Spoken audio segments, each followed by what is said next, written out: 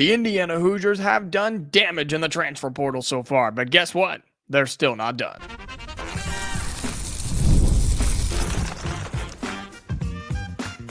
You are Locked On Hoosiers, your daily podcast on the Indiana Hoosiers.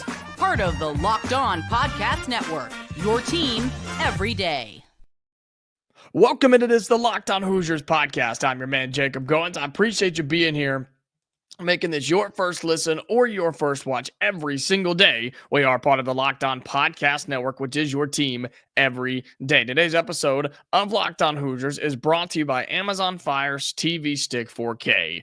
Turn any TV into your Xbox. No console is needed. Head to Amazon.com/Fire TV Locked On to learn more. Well, thank you so much for being here. Really appreciate you getting your week started with us here on Locked On Hoosiers. If it looks different, sounds different, it's because we're on the road for the next couple of days on a work trip. So apologies for anything that is different from when we're at home base, but we will be back there on Wednesday. Indiana football represented pretty well in the NFL draft. Had a couple of guys taken there, plus multiple guys signed those undrafted contracts. We'll talk about that later on in the show. Plus, where the current roster stands right now for Indiana basketball with all these crazy portal additions. Where do we stand and where can it go? And we get into that conversation a little bit more, I should say, because another visitor for Indiana is on campus today as we speak on this Monday, April 28th. Another visitor coming in for Indiana, another North Florida kid. Remember, Josiah Miles is already committed from North Florida,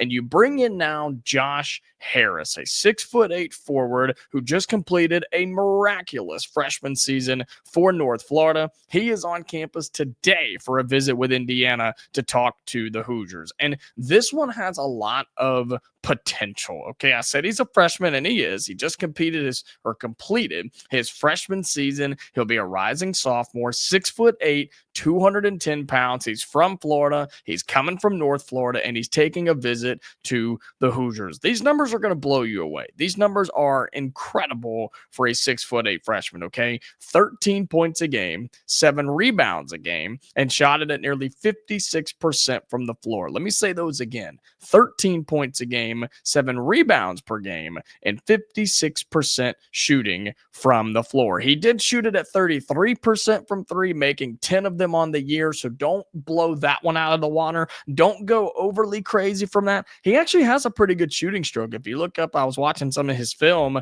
in preparation for this episode, and he's got a pretty good stroke. It's a little quick. It's kind of the flick of the wrist type of thing, but it looks pretty good. It's just not consistent, and he doesn't shoot a ton of them because, well, he's 6'8". And so I think the potential for that part of his game is there, but he is a 6'8" phenom, man. This kid has a lot of upside, has 3 years of eligibility remaining, and that would be the most on the Indiana roster other than Trent Sisley, who's a true freshman stepping in. So this kid can kind of do it all. He looks like a big forward. He plays like a big forward, but he carries himself almost as a center, right? Especially with the rebounding numbers that he puts up. I mean, it's truly incredible to see what he does because he just crashes the boards.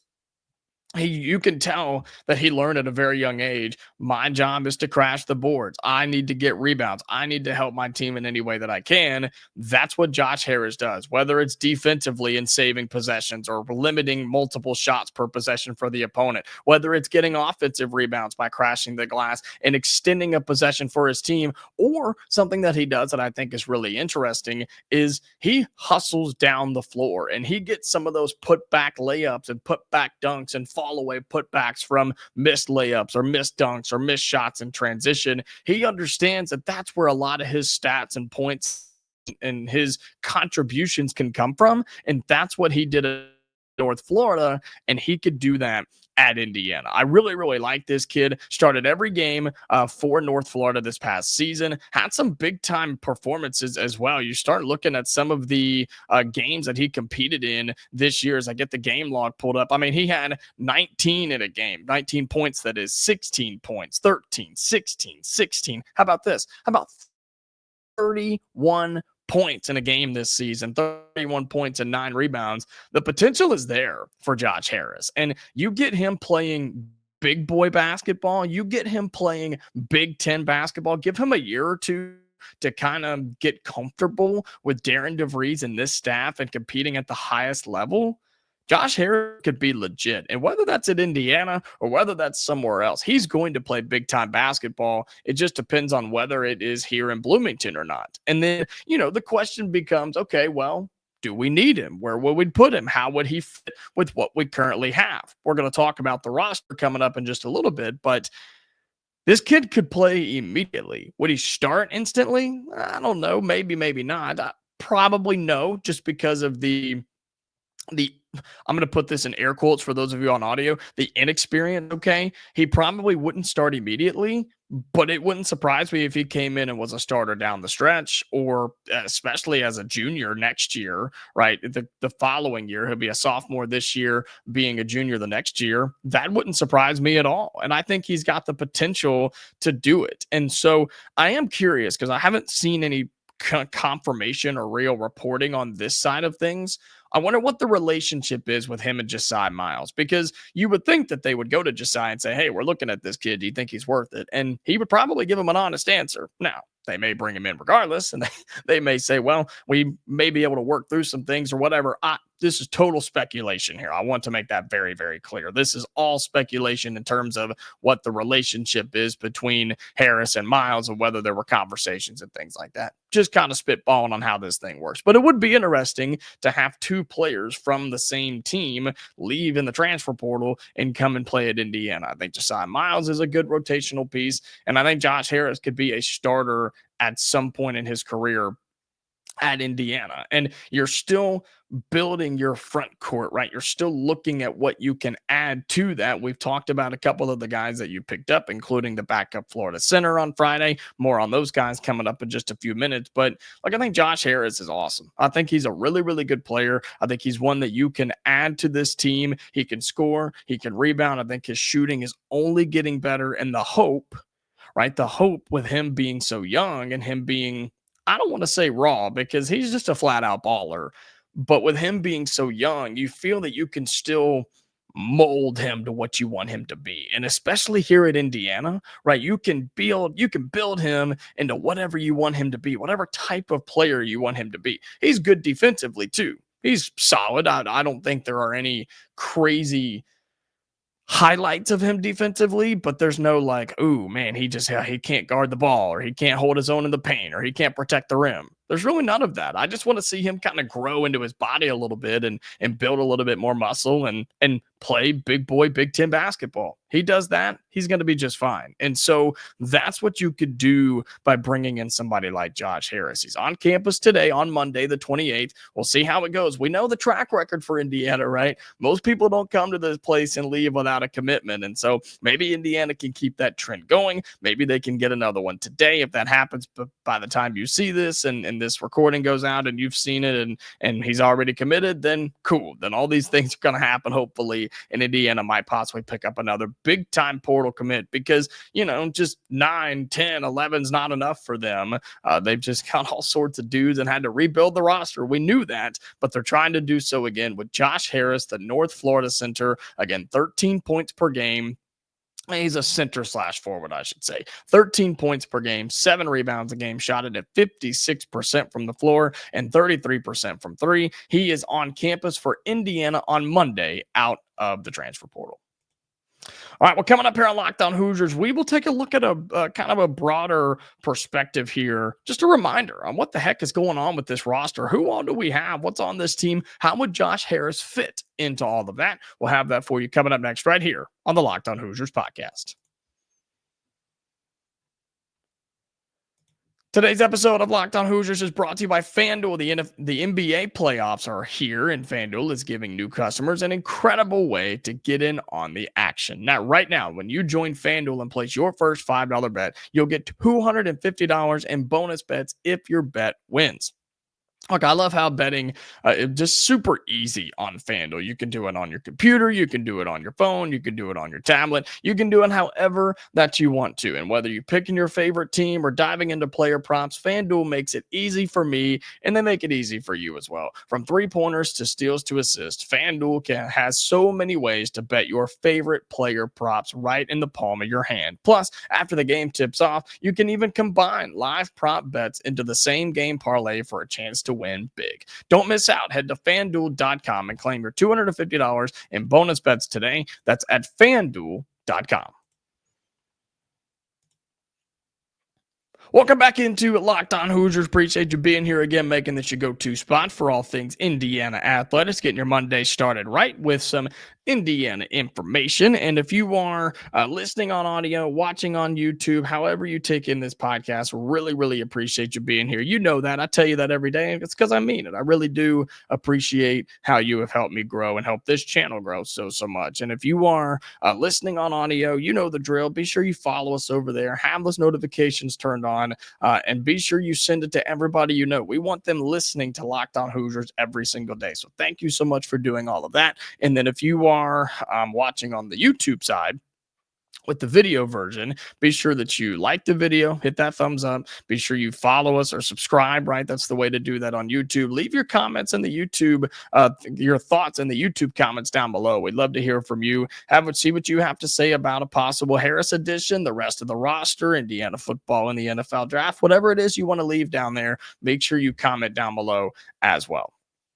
And so now we look at what the roster is as a whole, right? And we've done this a couple of times and it just continues to update. We continue to get more on this Indiana roster. And so I just feel that it's important to keep reminding you and kind of breaking down and reevaluating what this roster has, what it looks like, and what it can be for Indiana moving forward. And you start looking at what you did early, right? The Tucker Devries edition. We knew that was coming in. He's going to be, at the time, was going to be your best three-point shooter. Okay, cool. 6'7", 220, can play as a big guard, a solid forward. He can shoot the lights out of it. I mean, you had a lot of good options there with Tucker Devries. Well, then all of a sudden you bring in Lamar Wilkerson, and it's like, all right, well, now he's going to be our best shooter. He's going to be our best scorer. He's going to be your starting two. I think Tucker Devries will be your starting three. I think Lamar Wilkerson will be your starting two. You keep looking around at what guys have brought in. You bring in Reed Bailey. All of a sudden, he's your biggest player on the roster,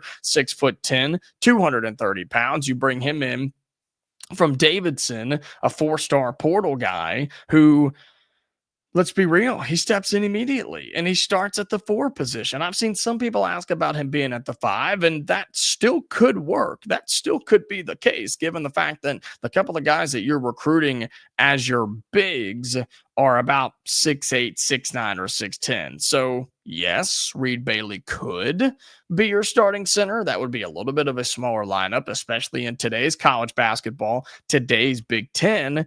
But Reed Bailey's a baller, man. He can score. He can rebound. His defense is really, really good. He's probably going to be one of the best defenders on this Indiana team. And so Reed Bailey, you bring him in. Then you start looking at all the different guards you bring in on top of Lamar Wilkerson that you already brought in. Nick Dorn, you bring him in from Elon. You bring in Tayton Connerway, the man down at Troy who did literally everything for them. He scored, he passed it, he rebounded, he shot, he defended. He legitimately did everything for the Troy Trojans. He committed as a 6'3", 386-pound guard. Don't forget Nick Dorn as a guard too, 6'7", 200 pounds from Elon. So pretty good size there at the guard position. Then Josiah Miles, we were talking about him just a few moments ago. He's the North Florida guard who comes in 6'6", 210. More of a rotational piece, one that is going to see minutes, and I think we need to see minutes from him, but still curious on exactly what his roster spot will look like and kind of what his I guess what his role is going to be, right? And I think he could be very, very good. Somebody that has some eligibility left, somebody that can give you some good playing time here in the next handful of months and maybe a couple of seasons. You bring in Connor in, right? He was one of the early ones, right? From DePaul, the guy who played for Darren Devries at Drake the first time around. We thought he was going to be a starting guard because at the time he was really the only guard that we had. And it was, well, guess he'll be a starter for now. I just don't know if that's the case anymore, right? I don't know if that's the case anymore with Connor Enright being a starter on this Indiana team because I'm going to be really honest with you. It's tough for me to see Connor Enright starting over Tayton Connerway, maybe Nick Dorn, Lamar Wilkerson. I don't know. I don't see him starting over those guys. I really, really don't. I got the whole list pulled up right here. I think Josiah Miles could compete for the starting job over Connor Enright. I don't think Josiah will start, but I'm saying Connor Enright, he went from the top to dropping very, very quickly because of the additions you made in the transfer portal this offseason. And look, folks, that's a good thing. That's a good problem to have. You now have several guards, and that's not even including the guy that we've been talking about today, Josh Harris from North Florida, who could come in and be a forward, yes, but I'm just talking about your rotational pieces and your additions as a whole, just to highlight here for a second what you have done in the transfer portal. Harris will be a bigger guy and play down low, but again, using that as support of the argument to what you have brought in through the transfer portal and the fact that you legitimately had to rebuild this roster from zero. From zero, you had nothing. You had nothing on this roster. And Darren DeVries and the staff have come in and realized that, and they had to go to work, and they have. And they've gotten guys on campus. They've gotten guys in and talking and committing, and then one after the other after the other. I talk about it all the time with you guys. It is a domino effect in the transfer portal and high school recruiting. We're seeing it right now with Indiana football in terms of high school recruiting. You are seeing it again with Indiana basketball in the transfer portal. And I'll say it, we need to see it in high school recruiting too for Indiana basketball, which you have Trent Sisley coming in, who's another guard on this team that is going to compete for significant minutes on the floor. So where does Connor Enright go? I don't know. We're going to have to wait and see, but that's what's cool about what's coming up throughout the summer and getting closer to the fall is we're going to get to hear and see all of that. We get to have battles in the guard positions.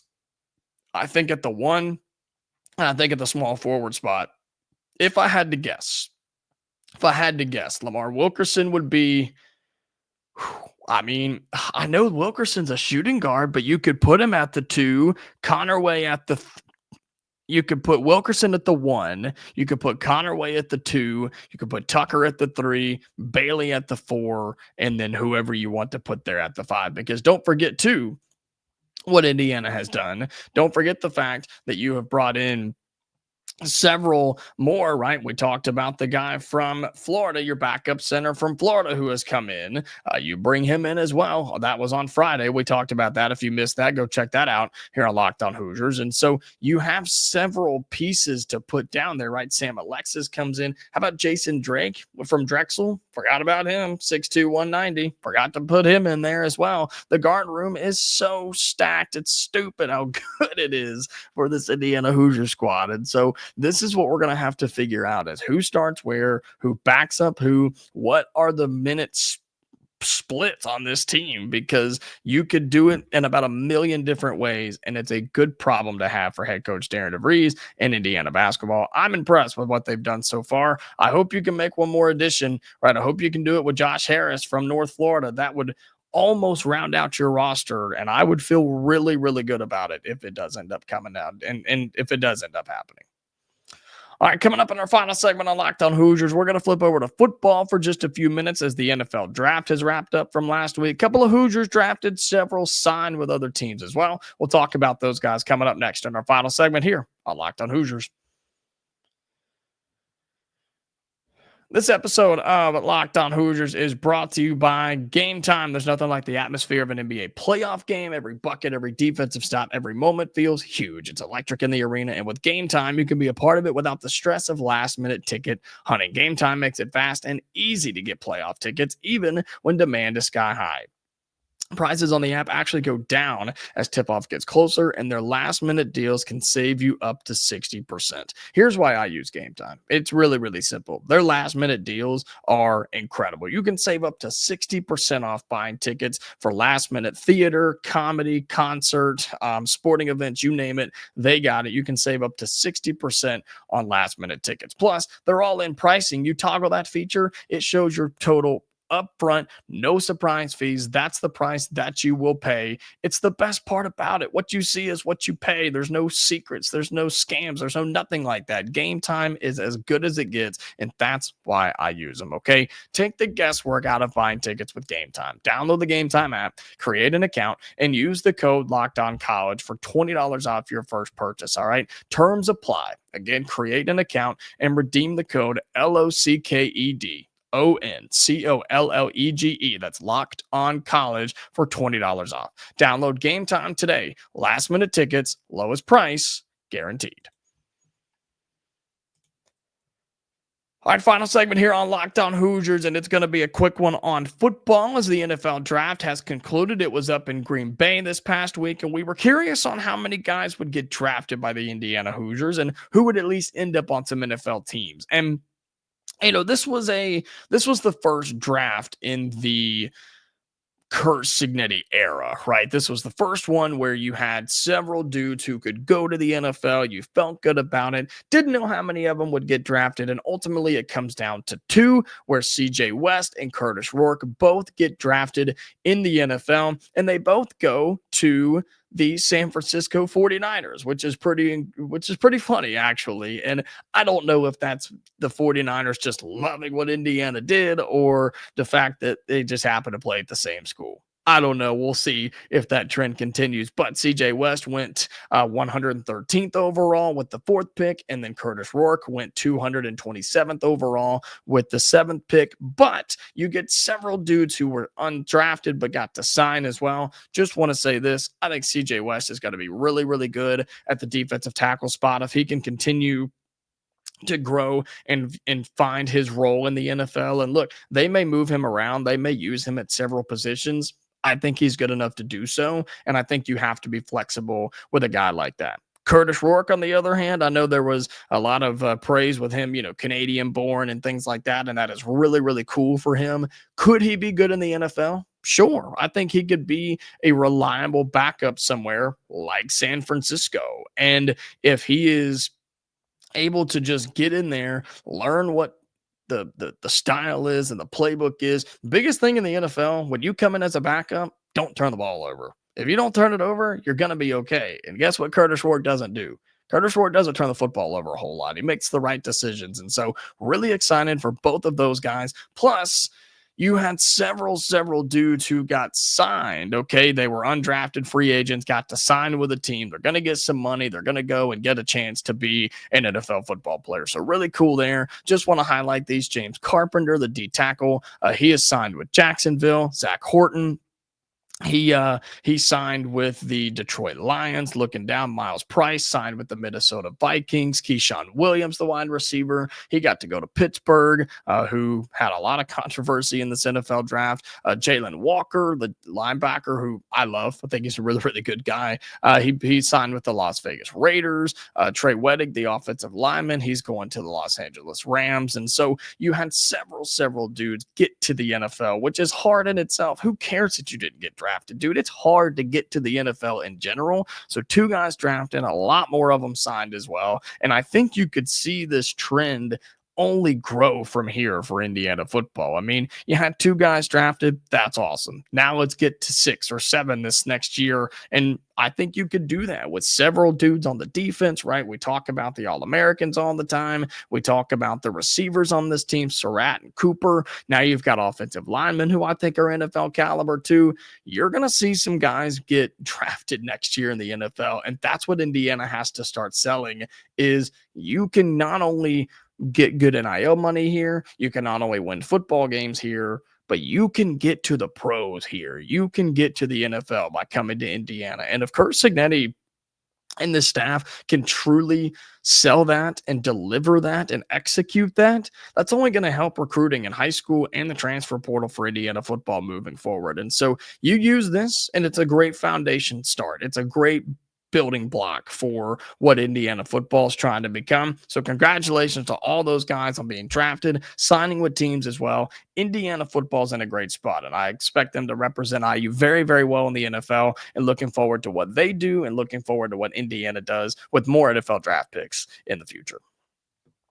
All right, that's going to do it for today's episode of Locked On Hoosiers. Again, thank you so much and bearing with me being on the road. One more day of that, and then we're back at home base on Wednesday, I promise.